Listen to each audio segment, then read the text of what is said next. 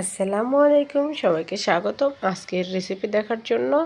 আর অবশ্যই ভালো লাগলে একটি লাইক, কমেন্ট, শেয়ার এবং সাবস্ক্রাইব করবেন প্লিজ।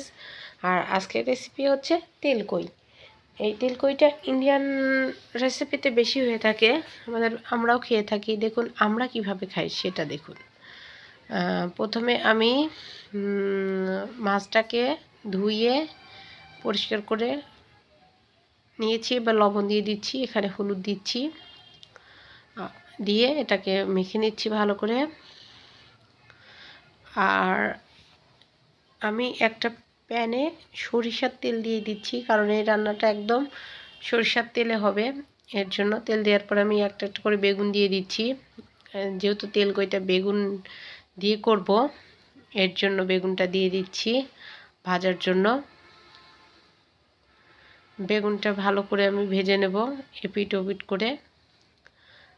আমার বেগুনটা ভাজা হয়ে গেছে, এখন বেগুনটা আমি উঠিয়ে নিচ্ছি। আর এখন ওই তেলের ভিতরে আর একটু তেল বেশি করে দিয়ে এবার আমি কই মাছগুলো ভেজে নেব। আমি আস্তে আস্তে সবগুলো কই মাছই দিয়ে দিচ্ছি।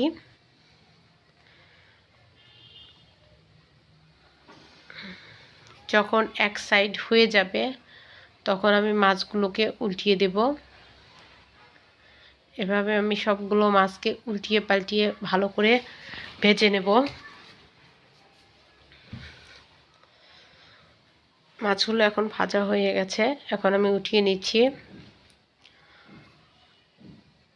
আর এই মাছ ভাজা তেলের ভিতরেই আমি মশলা কষাবো। এর জন্য এখানে পেঁয়াজ বাটা, আদা বাটা আর রসুন বাটা আমি একসঙ্গে ব্লেন্ড করে নিয়েছি।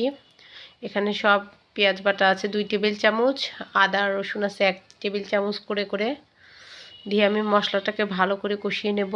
আর দিচ্ছি হলো লবণ, আর একটু লবণ দিয়ে কষিয়ে নিচ্ছি। এবার দিয়ে দিচ্ছি কাঁচামরিচ। কাঁচামরিচ দেওয়ার পরে এখন দিয়ে দেব মরিচ, হলুদের গুঁড়া আর জিরার গুঁড়া। আপনারা চাইলে এখানে ধনের গুঁড়া ইউজ করতে পারেন, আমি ধনিয়ার গুঁড়া দিইনি। আর দিয়ে আমি এটাকে কষিয়ে নেব আর একটু। নেওয়ার পরে সামান্য পরিমাণ পানি দিয়ে দেব। পানি দিয়ে মশলাটা তেল ওঠা পর্যন্ত অপেক্ষা করব। দেখুন উপরে তেলটা হয়ে গেছে, উঠে গেছে। এখন আমি বেগুনগুলো দিয়ে দিচ্ছি। বেগুনগুলো দিয়ে ভালো করে বেগুনগুলোকে কষিয়ে নেব, কারণ যেহেতু ভাজা আছে বেশি কষাতে হবে না। এখন ঢেকে দিলাম। ঢাকনা ওঠানোর পরে আমি এখন ঝোল দিয়ে দিচ্ছি। দেখুন দেখে নেবেন যে কতটুকুন দিতে হবে। বেগুনটা আসলে সিদ্ধ হতে কতটুকুন লাগবে সেই পরিমাণের আপনি পানি দিয়ে দিবেন, কারণ মাছটা যেহেতু ভাজা আছে মাছটা হইতে সময় লাগবে না। এখন ছোট বলক উঠে গেছে, আমি এখন মাছটা দিয়ে দিচ্ছি। এখন মাছটা দিয়ে সমস্ত মাছগুলো দিয়ে দিচ্ছি। দিয়ে দেওয়ার পরে আমি একটা নাড়া দিয়ে দেব। দেখুন মাছে কিন্তু বলক অলরেডি চলে আসছে।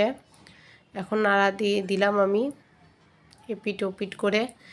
এখন ঢেকে দেব আমি রান্না হওয়া পর্যন্ত। এটা এভাবে ঢেকে থাকবে। দেখুন আস্তে আস্তে বলক আসছে। এখন দেখুন মাছটা আমি আরেকবার নেড়ে দেব।